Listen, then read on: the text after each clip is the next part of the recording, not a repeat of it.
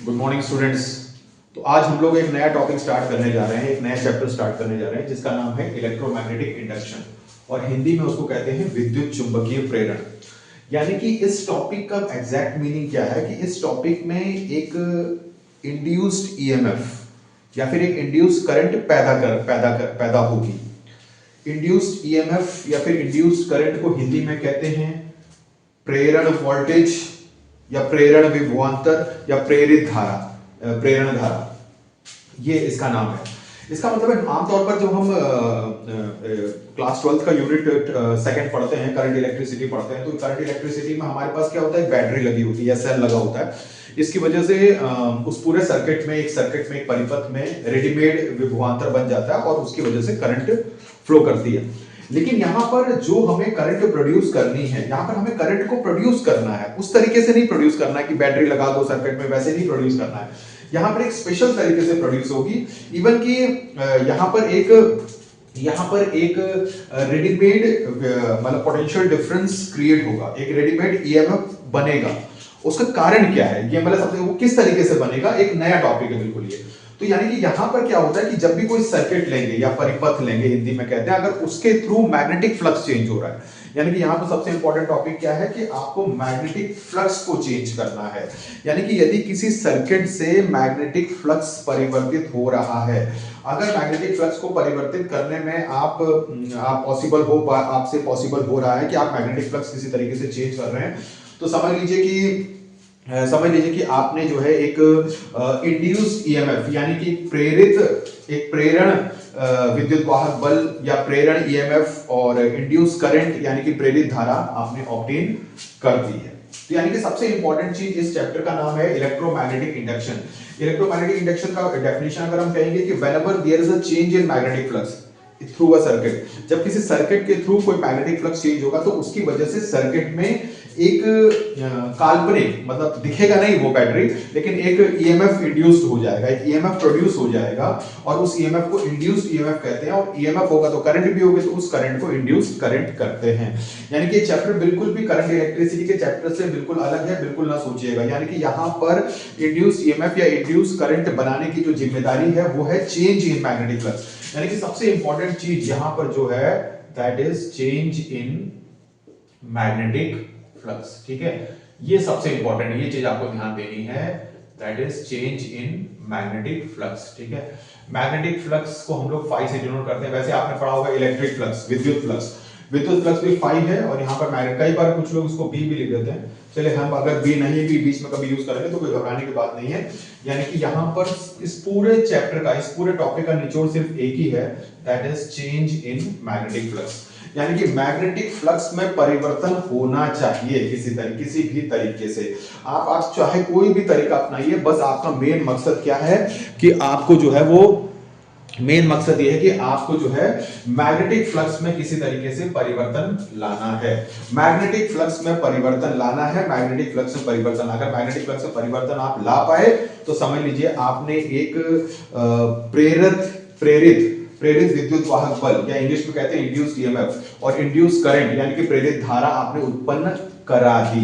यानी कि एक इमेज, मतलब वो सिर्फ जो प्रेरित विद्युत वाहक बल है या इंड्यूस्ड ईएमएफ वो सिर्फ इमेजिनरी होगी, वो हम दिखा नहीं पाएंगे, लेकिन बस समझेंगे। यानी कि the most important thing is change in magnetic flux. तो क्या कहता है इसकी डेफिनेशन में, यहां पर ऐसे नहीं बता रहा हूं, आप ये समझ लीजिए कि what is the meaning of electromagnetic induction. Electromagnetic induction का मतलब है whenever there is change in magnetic flux through a circuit. ठीक है, किसी भी सर्किट से या कॉइल से मैग्नेटिक फ्लक्स यदि परिवर्तित होगी तो उसकी वजह से कॉइल में एक इंड्यूस्ड ईएमएफ, प्रेरित विद्युत वाहक बल और इंड्यूस्ड करंट यानी प्रेरित धारा उत्पन्न होगी। इसी प्रक्रिया को, इसी फिनोमिना को हम लोग कहते हैं इलेक्ट्रोमैग्नेटिक इंडक्शन। चलिए, तो बात है कि यानी कि खाली मैग्नेटिक फ्लक्स पढ़ने से नहीं होगा, यानी कि सबसे इंपॉर्टेंट चीज यहां पर क्या है, चेंज इन मैग्नेटिक फ्लक्स यानी कि मैग्नेटिक फ्लक्स। तो यानी कि सबसे पहले हमें ये तो पता होना चाहिए कि भाई मैग्नेटिक फ्लक्स का मतलब क्या होता है। तो अगर किसी ने इलेक्ट्रिक फ्लक्स पढ़ा है तो उसके लिए मैग्नेटिक फ्लक्स को समझना कोई बड़ा काम यहां पर नहीं है। ठीक है, मैग्नेटिक फ्लक्स, तो मैग्नेटिक फ्लक्स कुछ भी नहीं है, मान के चलो आपने एक क्लोज्ड सरफेस ले लिया, जैसे इलेक्ट्रिक फ्लक्स था वैसे ही समझ लीजिए मैग्नेटिक फ्लक्स है। तो एक बंद सरफेस ले लिया, एक क्लोज्ड सरफेस ले लिया, एक बंद पृष्ठ ले लिया, इस बंद पृष्ठ में से कितनी मैग्नेटिक फील्ड की लाइंस गुजर सकती है। अगर हम डेफिनेशन के तौर पर देखें कितनी मैग्नेटिक फील्ड की लाइंस गुजर सकती हैं, समझ लीजिए इसी को कहते हैं मैग्नेटिक फ्लक्स। अगर ज्यादा मैग्नेटिक फील्ड की लाइंस गुजरेंगी तो ज्यादा मैग्नेटिक फ्लक्स होगा, यदि कम मैग्नेटिक फील्ड की लाइंस गुजरेंगी तो समझ लीजिए कम मैग्नेटिक फ्लक्स होगा। ये तो इसका एक परिभाषा है या डेफिनेशन है कि if there is any closed surface then the number of magnetic lines which can pass through it, ठीक है, जो उससे गुजर सकती हैं, पास हो सकती हैं, which can pass through it is said to be the magnetic flux, ठीक है। more the number of lines crossing the area, इस सरफेस से ज्यादा मैग्नेटिक फील्ड लाइंस क्रॉस करेंगे तो ज्यादा मैग्नेटिक फ्लक्स होगा, कम होंगे तो मैग्नेटिक फ्लक्स की वैल्यू जो है वो कम होगी। और ये मैग्नेटिक फ्लक्स की जो लाइंस है वो मतलब नॉर्मली जानी चाहिए, यानी कि मैग्नेटिक फ्लक्स की जो है वो सरफेस के नॉर्मली मतलब क्या होता है, परपेंडिकुलर, ठीक है, ये होता है। अगर मैग्नेटिक फ्लक्स की डेफिनेशन देखें तो मैग्नेटिक फ्लक्स की डेफिनेशन होती है phi is equal to b dot a, ठीक है, this is the formula for magnetic flux, phi is equal to b dot a, ठीक है, जहां पर b तो आपको पता है मैग्नेटिक फ्लक्स है और एरिया a क्या है, आप area a is known as the area vector. आप जानते हैं एरिया वेक्टर क्या होता है, एरिया वेक्टर एरिया के परपेंडिकुलर एक वेक्टर होता है, ठीक है, ये एरिया वेक्टर है, मतलब इस सरफेस के परपेंडिकुलर। अगर आपका सरफेस ऐसा रखा है तो इसके परपेंडिकुलर होगा, अगर सरफेस खड़ा रखा है तो इसके परपेंडिकुलर। ये आउटवर्ड भी हो सकता है, ये इनवर्ड भी हो सकता है, डिपेंड करता है सिचुएशन पर, ठीक है। तो phi is equal to b dot a, मतलब किसी ने अगर इलेक्ट्रिक फ्लक्स पढ़ा है तो उसके लिए मैग्नेटिक फ्लक्स समझना कोई दिक्कत नहीं। वहां पर E डॉट A था, E डॉट S भी कह देते हैं, E डॉट A या S भी कह सकते हैं, A भी कह सकते हैं, तो यहाँ B डॉट A है। तो अगर हम इसको वैसे फॉर्म में लिखें, ये तो हमने वेक्टर फॉर्म है, वेक्टर फॉर्म जरूरी है, क्योंकि डॉट प्रोडक्ट है तो इसका फॉर्मूला हो जाएगा BA cos थीटा, यानी कि फ्लक्स का सबसे पहले हमें फ्लक्स को समझना है कि what is the formula for flux. तो फ्लक्स का फार्मूला है phi इज इक्वल टू क्या, BA cos थीटा। अब इस चैप्टर में क्या है, इस चैप्टर का सबसे इंपॉर्टेंट जो निचोड़ है, जो निष्कर्ष है, जो कंक्लूजन है, वो है चेंज इन मैग्नेटिक फ्लक्स। आपको मैग्नेटिक फ्लक्स में परिवर्तन लाना है। तो यदि आप मैग्नेटिक फ्लक्स में चेंज ला रहे हैं, मैग्नेटिक फ्लक्स में अगर आपको चेंज लाना है तो इसका मतलब है या तो आप B को चेंज करिए, A को चेंज करें या फिर थीटा को चेंज करें, यानी कि आपके पास तीन चीजें हैं, एक B, A और थीटा, B, A और थीटा। यानी कि अगर आप मैग्नेटिक फील्ड में किसी तरीके से परिवर्तन ला पा रहे हैं तो मैग्नेटिक फील्ड में किसी तरीके से परिवर्तन ला रहे हैं तो समझ लीजिए कि आपका मैग्नेटिक फ्लक्स चेंज होगा। अगर आप एरिया में किसी तरीके से परिवर्तन ला रहे हैं तो समझ लीजिए एरिया अगर बढ़ रहा है घट रहा है, अगर कुछ ऐसा संभव हो पाए कि एरिया बढ़ रहा है घट रहा है तो समझ लीजिए तब भी मैग्नेटिक फ्लक्स चेंज होगा। और अगर आपका ये एंगल चेंज हो रहा है, एंगल किसके बीच का, मैग्नेटिक फील्ड, ये एंगल किसके बीच का है, जिनके बीच में डॉट हो रहा है, यानी कि मैग्नेटिक फील्ड और एरिया वेक्टर के बीच का कोई एंगल होगा। अब जैसे मान के चलो, ऐसे देखो सिंपली, जैसे मान के चलो ये है, ये बिल्कुल इस तरीके से खड़ा रखा है, मान लो इसका एरिया वेक्टर इस डायरेक्शन में है और मैग्नेटिक फील्ड इस डायरेक्शन में जा रही है, तो यानी कि इनके बीच का एंगल कितना हो जाएगा, थीटा हो जाएगा। थीटा चेंज करोगे तो cos थीटा चेंज होगा, cos थीटा चेंज होगा तो मैग्नेटिक फ्लक्स भी चेंज होगा। इसका मतलब है कि मैग्नेटिक फ्लक्स को चेंज करने के लिए आपको मैग्नेटिक फील्ड में परिवर्तन ला सकते हैं, एरिया में परिवर्तन ला सकते हैं और थीटा में परिवर्तन ला सकते हैं। बस इन ही तीन चेंजेस में, यानी कभी बी में चेंज कर देंगे, कभी एरिया में चेंज कर देंगे, कभी थीटा में चेंज कर देंगे, इन्हीं तीन के आधार पर ही हमारा मैग्नेटिक फ्लक्स चेंज होगा। और पूरा चैप्टर इन तीन में चेंज के आधार पर ही चलता है, उसी के बेसिस पर ये पूरा चैप्टर चलता है। This is called magnetic flux and change in magnetic flux. Magnetic flux में निरंतर समय के हिसाब से निरंतर परिवर्तन होना चाहिए। जैसे अभी अगर मैग्नेटिक फ्लक्स 40 है तो थोड़ी देर बाद 45 हो जाए, कम भी हो सकता है, 35 भी हो सकता है, यानी कि समय के हिसाब से वो निरंतर बदलेगा।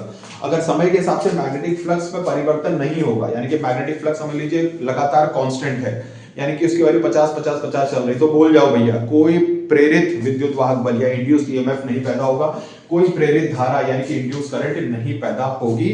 यही स्पेशल ये अब हमारा ये चैप्टर है, ठीक है। तो ये हो गया आपका मैग्नेटिक फ्लक्स। उसके बाद आता है कि भाई what are the laws of electromagnetic induction, मतलब इलेक्ट्रोमैग्नेटिक इंडक्शन के क्या नियम है, जरा इसको हम लोग देख लेते हैं बेटा, ठीक है।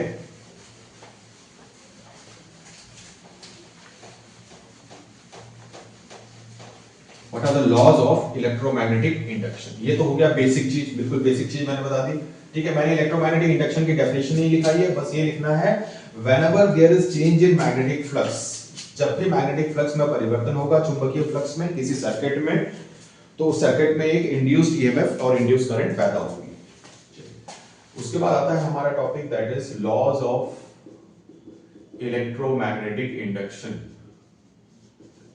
भैया इस इलेक्ट्रोमैग्नेटिक इंडक्शन के कोई नियम है कि नहीं है, या बस ऐसे बिना नियम के चलते हैं, ऐसा कोई नहीं होता। फिजिक्स में जो भी चैप्टर चलते हैं उसी नियम पे ही चलते हैं, लॉज ऑफ इलेक्ट्रोमैग्नेटिक इंडक्शन। ठीक है, इसमें दो होते हैं। फर्स्ट इसको हम लोग कहते हैं Faraday's law, Faraday's laws. Laws का मतलब है एक से ज्यादा है इसलिए लॉज कह दिया। और दूसरा जो है second that is Lenz law. ठीक है, लेंज लॉ। फैराडे अलग साइंटिस्ट था और लेंज अलग था। ठीक है, तो फैराडेज में भी दो नियम है। एक फैराडे का फर्स्ट लॉ, यानी कि इसको हम कह सकते हैं कि फैराडेज फर्स्ट लॉ, और दूसरे को हम कह सकते हैं फैराडेज का सेकेंड लॉ। ठीक है, ये चीज आपको ध्यान देनी है, Faraday's first law, Faraday's second law. तो सबसे पहले हम लोग क्या चल रहे हैं, अभी हम लोग चल रहे हैं फैराडेज के नियम। ठीक है, तो सबसे पहले आता है कि फैराडे का फर्स्ट लॉ। तो फैराडे का फर्स्ट लॉ बिल्कुल डेफिनेशन के हिसाब से चलता है। फैराडे का फर्स्ट लॉ ये कहता है कि व्हेनेवर, वही डेफिनेशन जो हमने डेफिनेशन बताई, whenever there is a change in magnetic flux, whenever there is a change in magnetic flux through a circuit, जब भी मैग्नेटिक फ्लक्स, वही जो उसकी डेफिनेशन है वही है फैराडेज का first law. whenever there is a change in magnetic flux through a circuit and induced EMF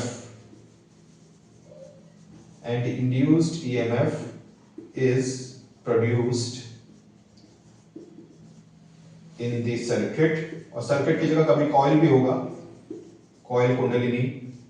ठीक है, coil. whenever there is a change in magnetic flux through a circuit and induced EMF is produced in the circuit or coil। ठीक है, induced EMF produced in the circuit or coil, ये इसकी है, ये है। ठीक है, अब ये चीज है, and EMF is produced,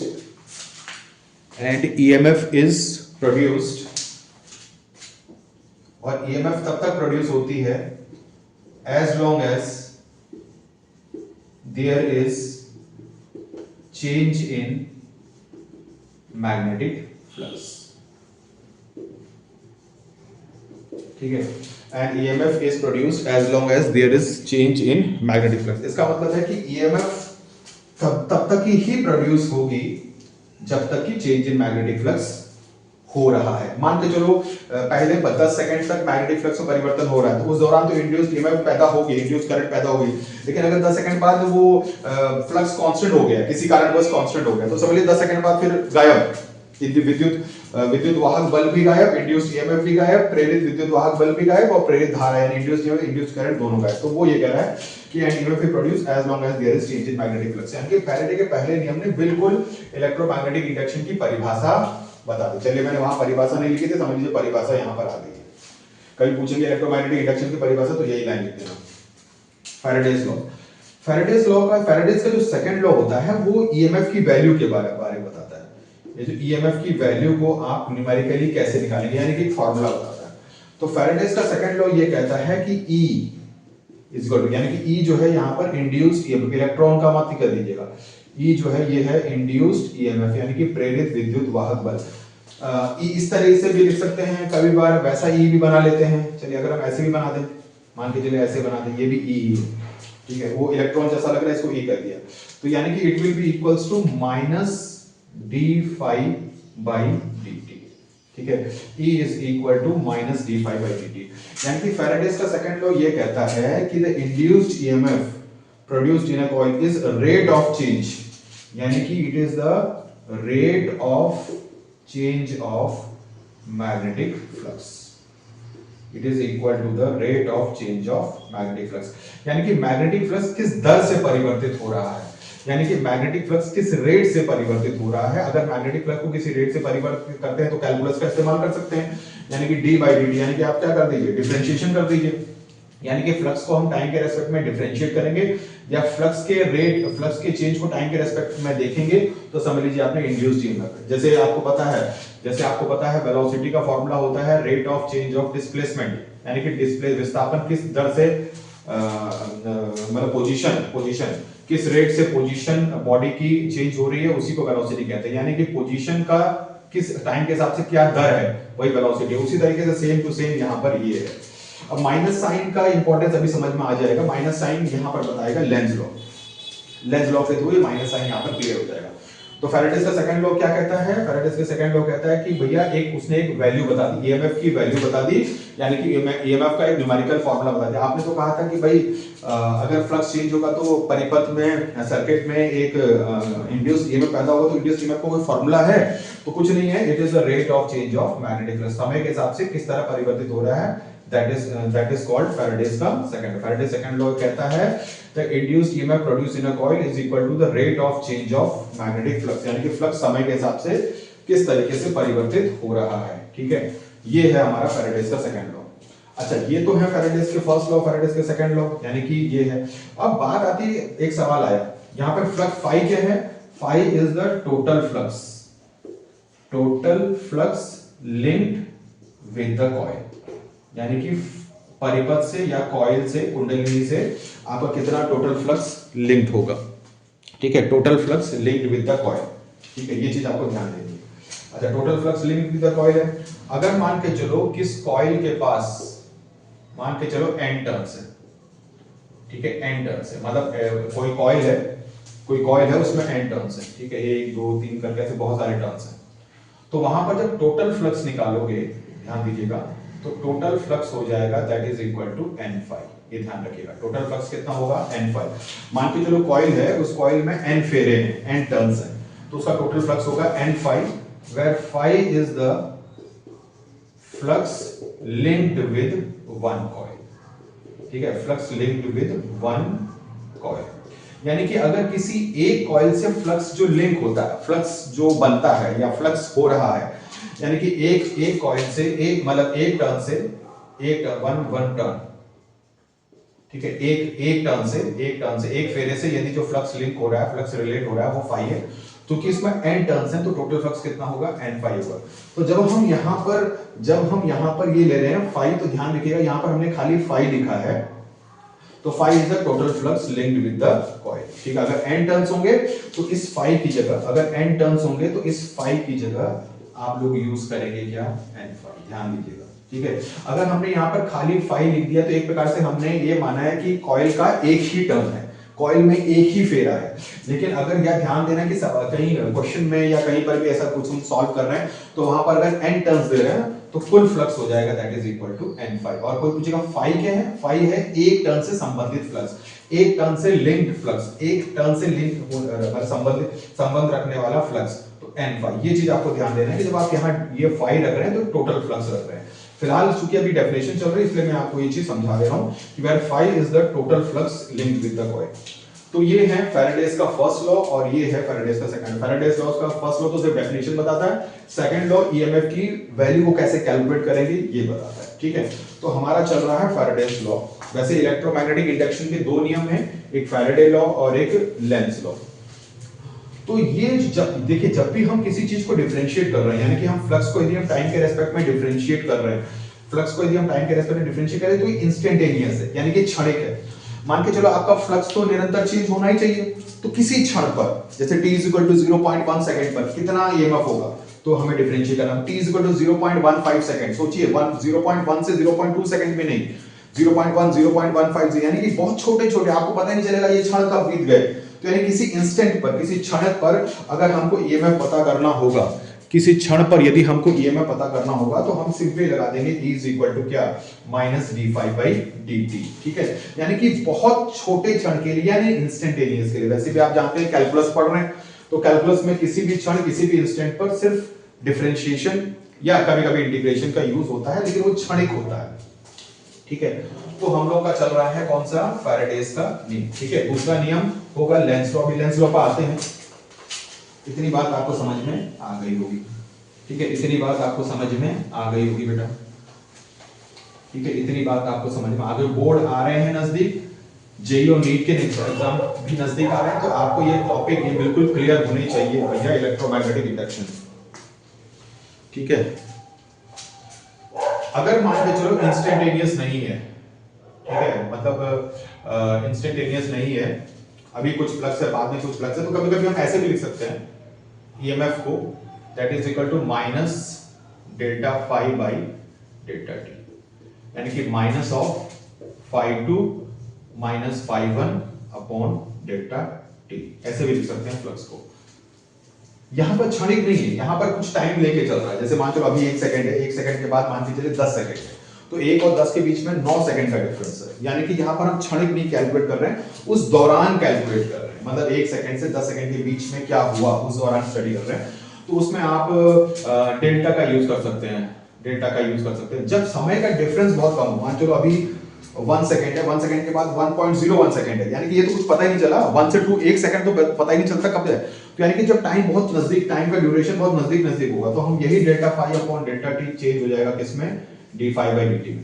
लेकिन अगर टाइम का ड्यूरेशन ज्यादा है, समय अंतराल ठीक ठाक है, तो वहां पर आप ये कह सकते हैं कि चेंज इन मैग्नेटिक फ्लक्स को लिख सकते हैं delta phi upon delta T, इसे डिवाइड कर दो तो ये निकल जाएगा, और ये फाई टू बाद वाला फ्लक्स, मतलब t इक्वल टू 10 सेकंड पर कितना फ्लक्स चल रहा होगा, कितना फ्लक्स होगा, t इक्वल टू 1 सेकंड पर कितना फ्लक्स चल रहा होगा, ठीक है। इस तरीके से हम उस क्षण पर कितना, बाद वाले समय पर कितना फ्लक्स होगा, शुरुआत में कितना फ्लक्स होगा, और कितना टाइम ड्यूरेशन, जैसे 1 सेकंड से 10 सेकंड के बीच में 9 सेकंड का डिफरेंस है, तो हम डेल्टा टी की जगह 9 सेकंड रखेंगे।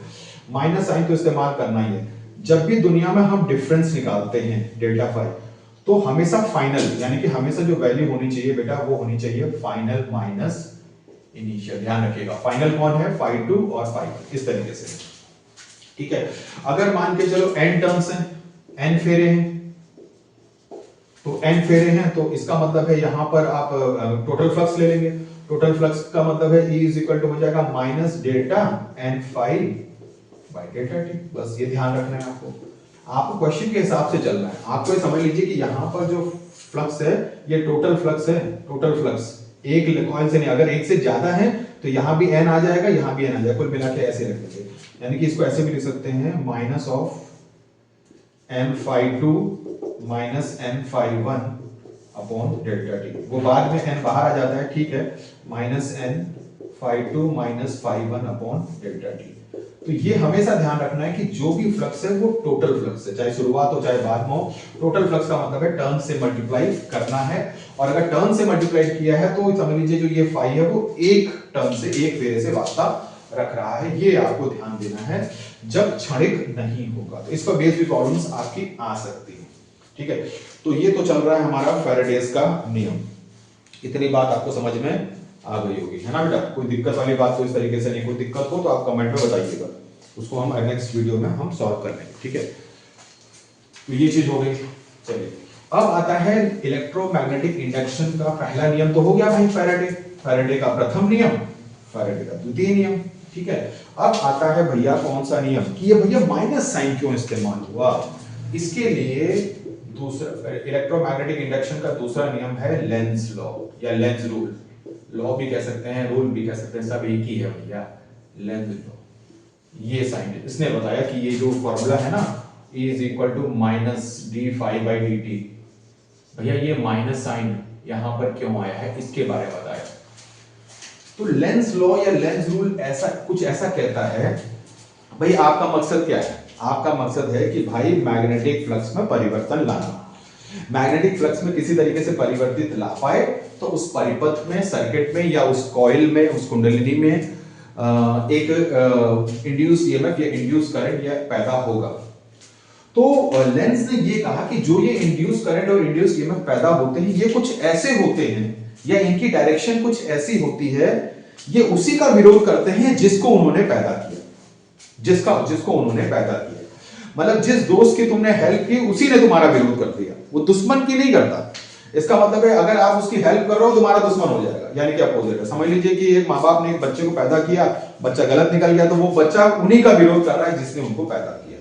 तो लेंज का रूल ये कहता है कि द डायरेक्शन ऑफ, लेंज का रूल ये कहता है कि the direction of induced EMF, ठीक है, the direction of induced EMF या फिर इंड्यूस्ड करंट, ठीक है, इंड्यूस्ड वैसे तो करंट ही यूज होगा ज्यादा, लेकिन ठीक है, लिखने के लिए ठीक है, the direction of induced EMF, जो इंड्यूस्ड ईएमएफ जो पैदा होगा, ये इंड्यूस्ड ईएमएफ देखिए कहीं दिखेगा नहीं, ये सिर्फ हमारी सोच है कि इंड्यूस्ड ईएमएफ, इंड्यूस करंट की चलिए डायरेक्शन तो हम लोग फिर भी दिखा देंगे। तो डायरेक्शन ऑफ इंड्यूस्ड ईएमएफ, जो ये प्रेरित विद्युत वाहक बल उत्पन्न, ये सिर्फ काल्पनिक है, ठीक है, ये कहीं कोई बैटरी नहीं लगी है, मतलब ये सिर्फ एक प्रोड्यूस होगा सर्किट में, ठीक है, रेडी, मतलब दिखेगा नहीं लेकिन ये प्रोड्यूस हो रहा है। तो क्यों प्रोड्यूस हो रहा है? क्योंकि मैग्नेटिक फ्लक्स में परिवर्तन हो रहा है। The direction of induced EMF या induced current is such that, कुछ ऐसी होगी, मतलब इस इंड्यूस्ड ईएमएफ की या फिर इंड्यूस्ड करंट की डायरेक्शन कुछ ऐसी होगी सच दैट इट अपोजेस, ये उसी का विरोध करेगा। अपोजेस का मतलब क्या है? विरोध करना। ये उसी का विरोध करेगा। It opposes the cause, cause का मतलब है कारण। It opposes the cause that produces it, it opposes the cause that produces it. कहने का मतलब है इंड्यूस्ड ईएमएफ और इंड्यूस्ड करंट की डायरेक्शन कुछ ऐसी होगी, ये उसी का विरोध करेगा जिसने इसको प्रोड्यूस किया। अच्छा, कॉज क्या है? कॉज है change in magnetic flux. Cause क्या है? Change in magnetic flux. कहने का मतलब ये, कॉज क्या है? चेंज इन मैग्नेटिक फ्लक्स, ठीक है। कॉज जो है वो चेंज इन मैग्नेटिक फ्लक्स ने ही पैदा किया। तो इनकी डायरेक्शन कुछ ऐसी होगी कि वो उसी का विरोध करेगा जिसने उसको उत्पन्न किया, जिसने उसको पैदा किया, उसी का विरोध करेगा। इसका मतलब है कि अगर मान के चलो आपका फ्लक्स इज इंक्रीजिंग है, मतलब फ्लक्स मान के चलो, क्योंकि देखिए एक हो सकता है फ्लक्स इंक्रीज हो रहा हो या फिर फ्लक्स डिक्रीज हो रहा हो, या तो आपका फ्लक्स बढ़ता जा रहा है। देखिए चेंज का मतलब दोनों चीज हो सकती है, चेंज, क्योंकि फ्लक्स में चेंज होगा, यानी कि चेंज का मतलब दोनों हो सकता है। फ्लक्स बढ़ता है, समय के हिसाब से फ्लक्स बढ़ता जा रहा है, 25 30 40 45 बढ़ता जा रहा है, तो चेंज तो हो रहा है ना, बढ़ता जा रहा है लेकिन चेंज तो हो रहा है। तो फ्लक्स डिक्रीज भी तो हो सकता है भाई, 50 से वैल्यू धीरे धीरे घट सकती है, 50 की 40 हो जाए, 40 की 35 हो जाए, 35 की 20 हो जाए। तो यानी कि फ्लक्स यदि इंक्रीज हो रहा होगा, मान के चलो एक केस ऐसा है, फ्लक्स इंक्रीज हो रहा होगा तो करंट पैदा होगी, फ्लक्स डिक्रीज हो रहा हो तो भी करंट पैदा होगी, क्योंकि दोनों बेसिकली चेंज है। अगर फ्लक्स इंक्रीज हो रहा हो तो वो फ्लक्स को इंक्रीज नहीं होने देगा, यानी कि फ्लक्स को घटाने की कोशिश करेगा। ये मेन चीज आपको समझनी है।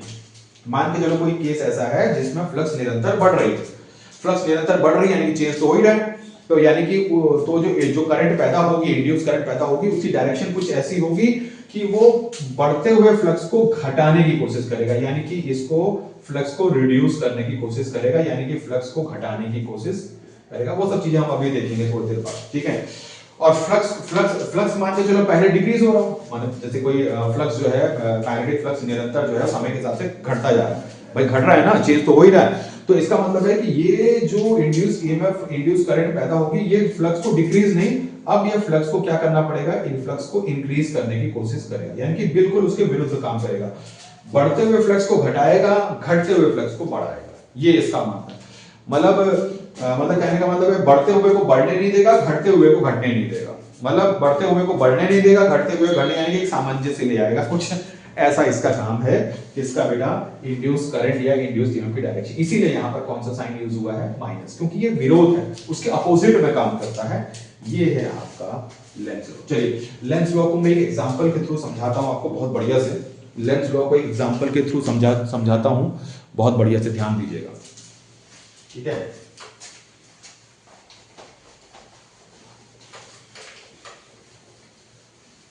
जैसे मान के चलो एक मैग्नेट हम यहां ले लेते हैं, ठीक है, एक मैग्नेट हमने यहां ले लिया, ठीक है बेटा। और ये मैग्नेट का मान के चलो नॉर्थ पोल है और ये मैग्नेट का साउथ पोल है, और मैग्नेट को इस डायरेक्शन में मूव करा रहे हैं, ठीक है, मैग्नेट को इस डायरेक्शन मूव करा रहे हैं। और समझ लीजिए यहां पर आपने एक कॉइल ले लिया और इस कॉइल को आपने एक गैल्वेनोमीटर से इस तरीके से कनेक्ट कर दिया, ठीक। अच्छा, अब देखिएगा, जानते हैं लेंस लॉ का यहीं से, इस पर बेस इस तरह के क्वेश्चन असर्शन रीजन में, ठीक है, असर्शन रीजन में आ सकते हैं, ठीक है, बोर्ड में हो चाहे नीट में हो चाहे जेईई में हो, ठीक है। अब देखिएगा, ये एक चुपचाप एक कॉइल यहां पर एक रखी हुई है, यहां पर एक कॉइल एक रखा हुआ है, ठीक है, एक कॉइल रखा हुआ है। अब हमें पता है कि अगर इस कॉइल, देखिए अभी ये कॉइल निर्जीव है, इसमें कुछ भी नहीं है, मतलब अपने आप से इसमें एक इंड्यूस्ड ईएमएफ और इंड्यूस्ड करंट पैदा हो जाएगी, अपने आप से इसमें एक इंड्यूस्ड ईएमएफ और इंड्यूस्ड करंट पैदा हो जाएगा। भाई कैसे पैदा हो जाएगी इसमें इंड्यूस्ड ईएमएफ और इंड्यूस्ड करंट है, ये चीज हमको ध्यान देना है, कैसे पैदा हो जाएगी इसमें इंड्यूस्ड ईएमएफ करंट। देखिए हमने क्या कहा, इसमें अगर पैदा करना, मतलब अभी इसमें कुछ भी नहीं है, सिर्फ कॉइल है, एक गैल्वेनोमीटर हमने इसके साथ लगा दिया, धारा मापी, ठीक है, गैल्वेनोमीटर, ठीक है, लगा दिया। क्यों लगा दिया? ताकि अगर इसमें करंट पैदा हो तो कैसे पता चलेगा? इस गैल्वेनोमीटर में अगर कुछ डिफ्लेक्शन होगा, कुछ हलचल होगी, तो इसका समझ लीजिए कि इसमें करंट पैदा होगा।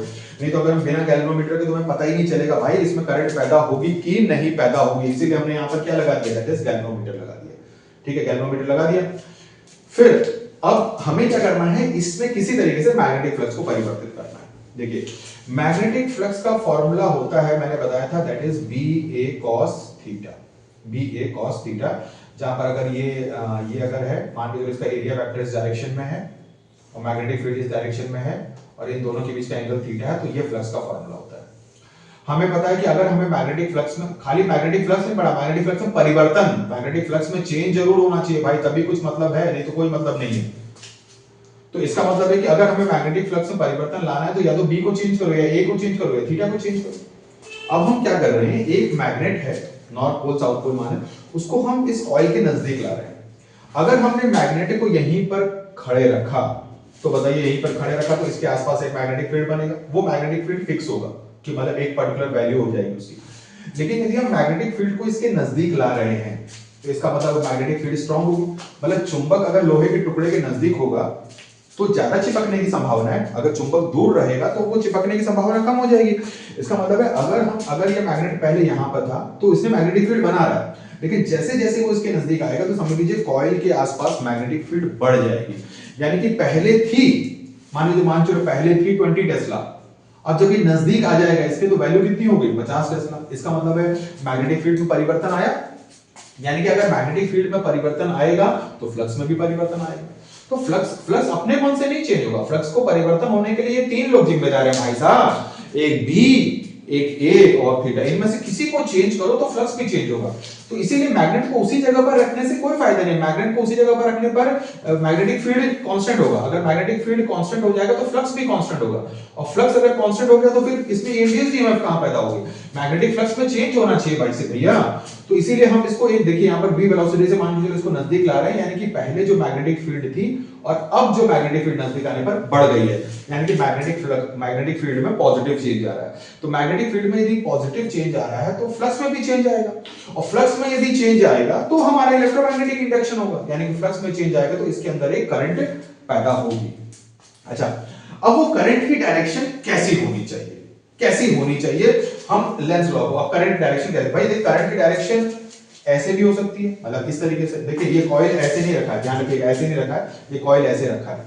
तो या तो इस कॉइल में करंट ऐसे चले, ऐसे चले, या फिर करंट, मतलब अगर मैं यहां से देख रहा हूं, या तो करंट मुझे क्लॉक, यहां से देखने पर करंट या तो क्लॉकवाइज हो, और या फिर यहां से देखने पर करंट ऐसे हो, एंटी क्लॉकवाइज। यानी कि करंट ऐसे भी हो सकती है और करंट इसके विपरीत भी हो सकती है।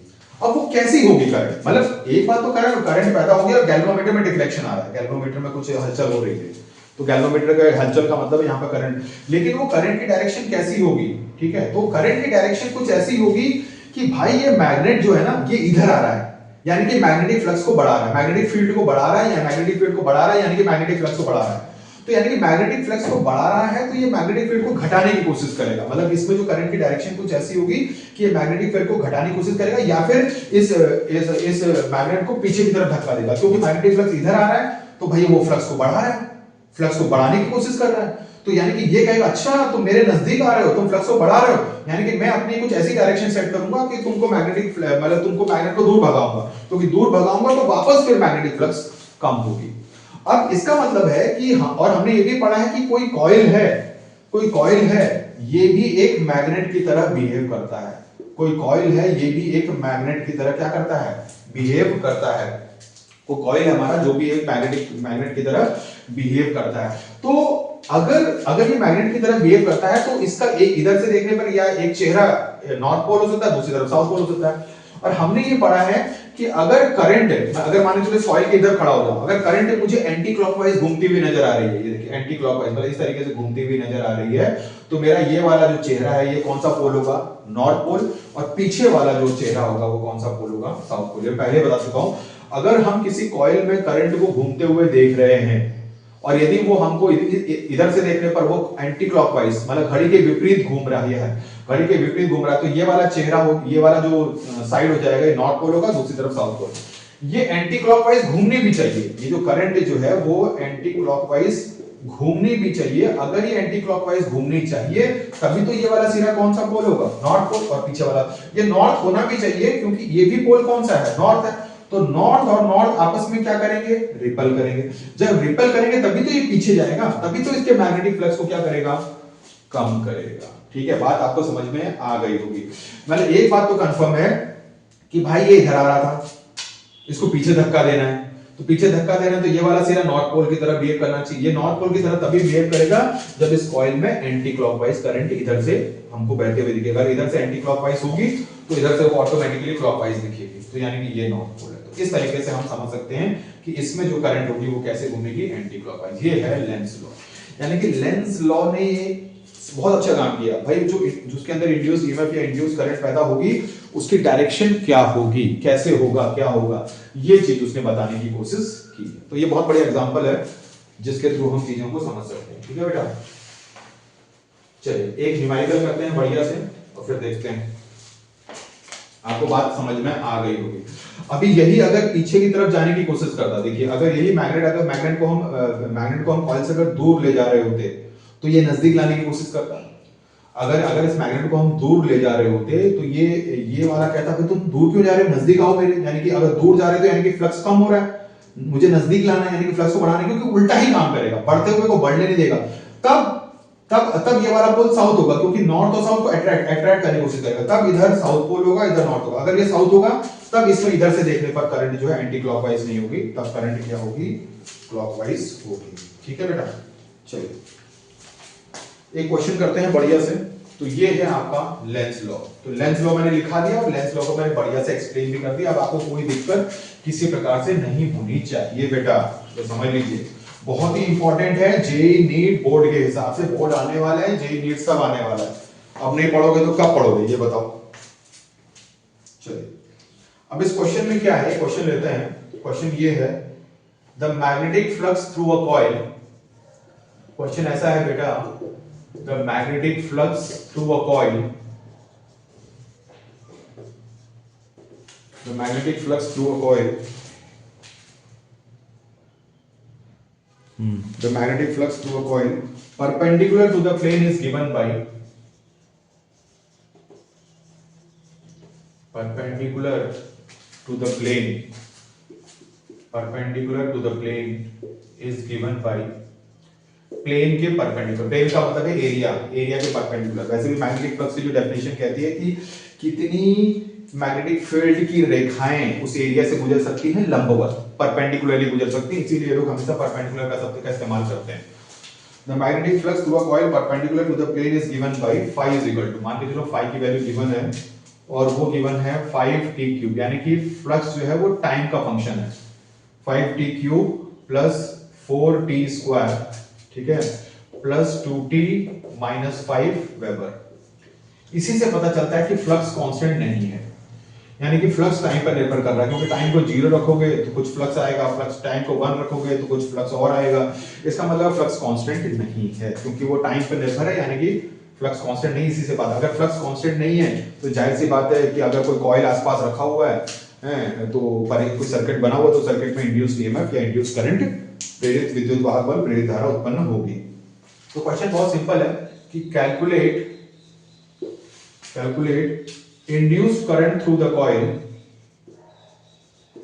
calculate induced current through the coil, calculate induced current through the coil at t is equal to 2 second, 2 second पर पता करिए। if resistance of coil is 5 ohm, ठीक है, if रेजिस्टेंस ऑफ कॉइल, जो कॉइल है यानी कुंडलिनी है, रेजिस्टेंस ऑफ कॉइल इज कितना, 5 ओम। तो बहुत ही सिंपल क्वेश्चन है। Flux is a function of time, हमें क्या पता करना है, इंड्यूस्ड करंट पता करना है। तो पहले इंड्यूस्ड ईएमएफ पता करिए। देखिए कैसे सॉल्व करेंगे, कैसे सॉल्व करेंगे। अगर आपको इंड्यूस्ड ईएमएफ पता करना है यानी कि ई पता करना, तो फॉर्मूला क्या होता है, माइनस d∅/dt। देखिए जब भी फ्लक्स किसी का फंक्शन दिया हो तो आपको कैलकुलस ही इस्तेमाल करना है, क्षणिक ही निकालना है, तभी तो देखिए t इक्वल टू 2 सेकंड पे पूछा है ना, तो किसी क्षण पे पूछा, तो ये करेंगे। अच्छा माइनस है, तो चलिए minus d by D T of, इसको इस पूरे फंक्शन को लिख लेते हैं, ये है 5t cube plus 4t square plus 2t minus 5। इसको सिंपल डिफरेंशिएट करना है t के रेस्पेक्ट में, यानी कि इसकी वैल्यू आ जाएगी माइनस, देखिए t क्यूब का डिफरेंशिएशन हो जाएगा 3t स्क्वायर, 4t स्क्वायर का डिफरेंशिएशन हो जाएगा 8t, t स्क्वायर का 2t हो जाएगा 4 इंटू, और t का डिफरेंशिएशन 1 होता है, तो यानी कि प्लस 2 इंटू 1। कोई भी कांस्टेंट संख्या हो जिसमें t ना लगा हो या x ना लगा हो या इस तरीके से ना लगा हो, तो उसका डिफरेंशिएशन होता है 0, यानी कि इसकी वैल्यू हो जाएगी माइनस 15t स्क्वायर, माइनस इधर ले लें, प्लस 8t प्लस 2 इंटू 1 2, ठीक है। इसमें कितना रख दें, t को कितना रख दें, इसमें t को रख दें हम 2 सेकेंड, ठीक है, t को हम रख देते हैं 2 सेकेंड। अगर हम t को 2 सेकेंड रख देंगे तो माइनस 15 इंटू 2 का स्क्वायर, ठीक है, प्लस 8 इंटू 2 प्लस 2, कितना हो जाएगा, 2 का स्क्वायर 4, 4 इंटू 15 60, 60 और 16 76 और 2 78, यानी कि माइनस 78 वोल्ट, ठीक है, माइनस 78 वोल्ट। इतना समझ में आ गया होगा, ठीक है। ये हो जाएगी वैल्यू, हो जाएगी माइनस 78 वोल्ट। तो अगर हम सिर्फ इसका मैग्नीट्यूड देखें, इसका मान देखें, ईएमएफ का डायरेक्शन से भी कोई मतलब नहीं है, तो ये हो जाएगा 78 वोल्ट। करंट निकालनी है, तो करंट का फॉर्मूला क्या होता है, विद्युत वाहक बल मतलब इंड्यूस्ड ईएमएफ अपॉन रेजिस्टेंस, अरे वही ओम्स लॉ लगा दो, ठीक है। तो ये हो जाएगा 78, और ये कॉइल का रेजिस्टेंस कितना है, 5 है, तो इसको डिवाइड कर दीजिए, 5 1 जा 5 28, 5 5 जा 25, 3 0 5 6 30, यानी कि 15.6 एम्पियर इसकी करंट आ जाएगी। माइनस साइन को हमने थोड़ी देर के लिए हटा दिया है, क्योंकि माइनस साइन तो अपोजिशन को बताता है कि मतलब लेंस लॉ को यहाँ पर क्लियर कर रहा है, ठीक है बेटा। तो ये हो जाएगा 15.6 एम्पियर। ये बात आपको समझ में आ गई होगी, ये इंपॉर्टेंट क्वेश्चन है, ठीक है। ये कई बार आपको जेई में इंपॉर्टेंट क्वेश्चन है, बोर्ड में तो आता ही है भैया इस तरह का क्वेश्चन, ठीक है, साथ में जेई में भी आएगा और साथ में नीट में भी आएगा, ये चीज आपको ध्यान देनी है, ठीक है। बहुत ही बेसिक क्वेश्चन है कि फ्लक्स दिया हुआ है और आपको इंड्यूस करंट पैदा करना, तो हमारा जो बेसिक फॉर्मूला था, थोड़ा यहाँ पर हमने डिफरेंशिएशन का यूज किया। डिफरेंशिएशन का ये याद करना है कि अगर t की पावर n को डिफरेंशिएट कर रहे हैं तो इसका फॉर्मूला n आगे आता है और एक पावर कम हो जाती है, ये फॉर्मूला है। चलिए अभी तो t का फंक्शन है, कभी x का फंक्शन है, तो x में भी आप जानते हैं d by D X of x to the power n का फॉर्मूला क्या होता है, n आगे आ जाएगा और एक पावर घट जाएगी, यही होता है डिफरेंशिएशन का फॉर्मूला। जब भी x की पावर 3 है तो 3 आगे आ जाएगा और एक पावर कम हो जाएगी, यानी कि 2 हो जाएगा। वही यहाँ पर हमने कांसेप्ट लगाया, t क्यूब का डिफरेंशिएशन 3 आगे आ गया, t स्क्वायर का डिफरेंशिएशन 2 आगे आ गया, एक t की पावर कम हो गई, यानी कि t की पावर 1 हो गया, और अगर खाली t हो खाली x हो उसका डिफरेंशिएशन 1 होता है, और ये करके वैल्यू हमने इस तरीके से निकाली, ठीक है बेटा। ये बात आपको समझ में आ गई होगी, ये बात आपको समझ में अच्छे से आ गई होगी, कोई दिक्कत वाली बात इस तरीके से नहीं है, ठीक है। कमेंट में जरूर लिखिएगा कोई प्रॉब्लम हो तो। बहुत बढ़िया हमारा टॉपिक चल रहा है, बिल्कुल अब सजग हो जाइए, और निरंतर आज हमारा इलेक्ट्रोमैग्नेटिक इंडक्शन का लेक्चर 1 चल रहा है, ओके। चलिए इतनी बात आपको समझ में आ गई होगी। अगर वीडियो को है तो आप ये वीडियो मैं अपलोड करूंगा थोड़ी देर में, तो आप बीच बीच में पॉज करके धीरे धीरे या स्पीड को स्लो करके जैसे भी आप देखना चाहें आप इसको देख सकते हैं बेटा। तो आज हम लोगों ने इलेक्ट्रोमैग्नेटिक इंडक्शन क्या होता है, चेंज इन फ्लक्स क्या होता है, फ्लक्स क्या होता है भाई, ठीक है, ये सब चीजें हम लोग पढ़ रहे हैं। इलेक्ट्रोमैग्नेटिक इंडक्शन के नियम क्या हैं, फैराडेज के 2 नियम, लेंस लॉ, एग्जांपल सब पढ़ लिए। एक बहुत ही बढ़िया एग्जांपल ये कि वेरी इंपॉर्टेंट है, ये वेरी इंपॉर्टेंट है, समझ लीजिए कि ये जरूर पूछा जाता है, कई बार पूछा गया है। चलिए इसको करते हैं, ये वेरी इंपॉर्टेंट है। क्वेश्चन क्या है, अ रेक्टेंगुलर लूप, एक रेक्टेंगुलर लूप है यानी कि आयत, रेक्टेंगल, ठीक है, रेक्टेंगुलर लूप ऑफ एरिया, एक रेक्टेंगुलर लूप ऑफ एरिया, और इसका एरिया दे रखा है बेटा 20 सेंटीमीटर, मतलब एक साइड 20 सेंटीमीटर है, दूसरा साइड, ऐसे लिखने का मतलब ये है कि एक लंबाई है एक चौड़ाई, किसी को भी लंबाई चौड़ाई मान सकते हैं, कोई दिक्कत नहीं। A rectangular loop of area 22 is placed in a magnetic field, इसको एक चुंबकीय क्षेत्र में रखा गया है, ठीक है, is placed in a magnetic field, is placed in a magnetic field, इसको चुंबकीय क्षेत्र में रखा गया है। वो चुंबकीय क्षेत्र की वैल्यू कितनी है? मैग्नेटिक फील्ड ऑफ 0.3 टेस्ला, ठीक है, 0.3 टेस्ला विद इट्स प्लेन। अच्छा, ये समझने वाली है, मतलब एक रेक्टेंगुलर लूप, रेक्टेंगल के आकार का जो लूप है, ठीक है, जिसका साइज ये है 20 और 30, एरिया निकाल लेंगे, दोनों को मल्टीप्लाई कर देंगे, कोई बड़ी बात नहीं, एरिया की जरूरत पड़ेगी। इस उसको एक मैग्नेटिक फील्ड में रखा गया है और उस मैग्नेटिक फील्ड की वैल्यू कितनी है? 0.3 टेस्ला विद इट्स प्लेन। और इसका जो प्लेन है, मतलब देखिए इस रेक्टेंगुलर लूप को आप सामने से ऐसे भी रख सकते हैं, इस रेक्टेंगुलर लूप को ऐसे भी रख सकते हैं और इस रेक्टेंगुलर लूप को टेढ़ा भी रख सकते हैं। तो विद इट्स प्लेन, उसके प्लेन को किस तरीके से रखा गया उसी हिसाब से, विद इट्स प्लेन, पहला with its plane normal to magnetic field, पहला जो है मैग्नेटिक फील्ड के लंबवत रखा गया है, मतलब इसके प्लेन को मैग्नेटिक फील्ड के परपेंडिकुलर रखा गया है। जरा इसको देख लेंगे, मैग्नेटिक फील्ड, दूसरा मैग्नेटिक फील्ड, दूसरा रखा हुआ है inclined at 30 degree to field, यानी कि फील्ड से, फील्ड मतलब inclined at 30 degree to field, यानी कि फील्ड से 30 डिग्री पर रखा गया है। तीसरा पैरेलल टू फील्ड, ठीक है, पैरेलल टू फील्ड, यानी कि फील्ड की डायरेक्शन के पैरेलल रखा हुआ। तो हमको क्या निकालना है? कैलकुलेट फ्लक्स, हमें फ्लक्स कैलकुलेट करना है, ये चीज ध्यान दीजिएगा। क्वेश्चन में क्या है, बच्चे बहुत ज्यादा गलती करते हैं, बच्चे गलती करते हैं इसको तीनों पार्ट में गलती कर देते हैं, खासकर इस पार्ट में तो गलती करते हैं 30 डिग्री वाली। क्वेश्चन में क्या लिखा हुआ, that is very important. Rectangular loop of area दे रखा है 20 × 30, is placed in a magnetic, इसको चुंबकीय क्षेत्र में रखा हुआ है, चुंबकीय क्षेत्र की वैल्यू 0.3 टेस्ला है। और इसका जो प्लेन है, प्लेन का मतलब है जैसे ये व्हाइट बोर्ड है, इसका व्हाइट बोर्ड का प्लेन यही है, अगर इस व्हाइट बोर्ड को उखाड़ के मैं ऐसे रख दूं तो ये इसका प्लेन हो जाएगा। अब समझ लीजिए ये कागज है, ये कागज का प्लेन इस तरीके से है, अच्छा ये ऐसे रखा हुआ है, अगर मैं ऐसे रख दूं तो यानी कि ये चेंज हो जाएगा। तो ये सिचुएशन क्या है, ये ध्यान दें, ठीक है। तो मान के चलो कि सबसे पहले देखते हैं normal to magnetic field, magnetic field के परपेंडिकुलर रखा हुआ है। मैग्नेटिक फील्ड का मतलब, परपेंडिकुलर रखने का मतलब है कि ये कुछ इस तरीके से रखा हुआ है, ये इसका मतलब है ये रखा हुआ। अगर मान के चलिए मैग्नेटिक फील्ड इस डायरेक्शन में है, थोड़ी देर के लिए मान लेते हैं मैग्नेटिक फील्ड इस डायरेक्शन में है, थोड़ी देर के लिए मान लेते हैं कि मैग्नेटिक फील्ड इस डायरेक्शन में है, ठीक है। तो अगर इसके प्लेन को यानी कि लूप को देखना है, अभी एरिया वेक्टर को नहीं देखना है। अगर मैग्नेटिक फील्ड इस डायरेक्शन में है और इसके और ये जो हमारा लूप का जो प्लेन है, मतलब लूप का जो प्लेन है वो उसके नॉर्मल रखा गया है।